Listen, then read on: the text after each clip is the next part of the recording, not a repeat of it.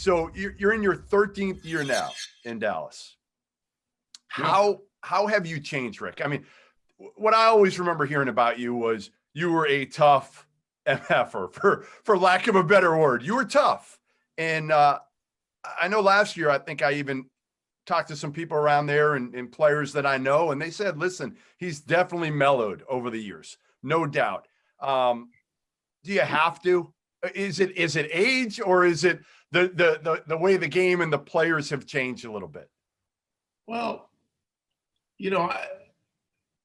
that's a good question. It's, the level of good fortune that I've had is hard to explain. I go back to, and this is a true story, and this is nuts. But I was playing golf with my dad a couple of days before I went to Celtics training camp in 1984. I grew up playing some golf, and I just love spending time with my dad out there. And so I was hitting a few balls after we played one day, and I was leaving for Celtics camp the next day. I was driving. I think I was driving there, and I was hitting 5-irons. I'll never forget this. And I had one of those red shag bags where to pick up the balls, you kind of pluck them with that tube thing. And it starts to rain. Then I hear some thunder.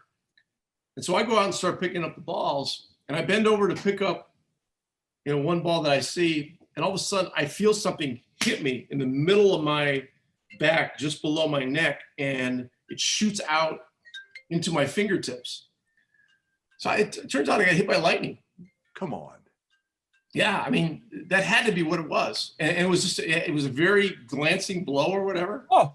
So, so one of the things that, as I look at my career, look, I wasn't even going to go to camp with the Celtics. I was looking for a job in like France or Belgium or something like that. I mean, they had won a championship in '84, and I was somebody that was, looking to just try to make money playing basketball if I could. Turned out that, the European market wasn't very interested in me. And so I went to Boston.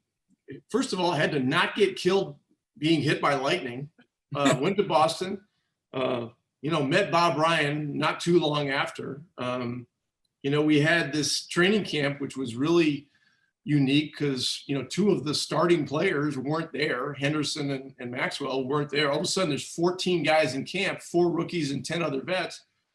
And like, I'm like in the starting second unit every single day, getting reps and then getting in these games. And sure enough, game 2 at Worcester, where I've had a lot of history. Bob may even remember this game. We were playing the Rockets. I got in there, I had 18 points. Ainge started the game. He had 25.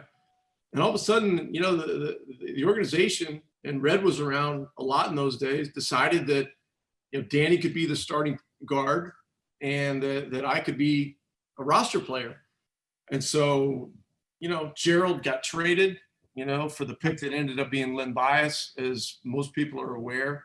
And that was the beginning for me. And so I've seen a lot, and you get to this point, the level of gratitude and that I have just for everything, but I always had such great love and respect for the game. I think that was one of the reasons I got good breaks. I worked hard at it, but I was lucky, and there were a lot of people that did a lot of great things for me.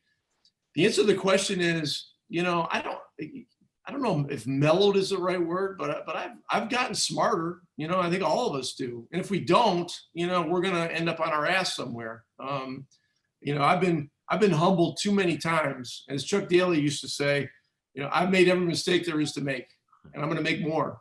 And I'm always going to remind myself of that.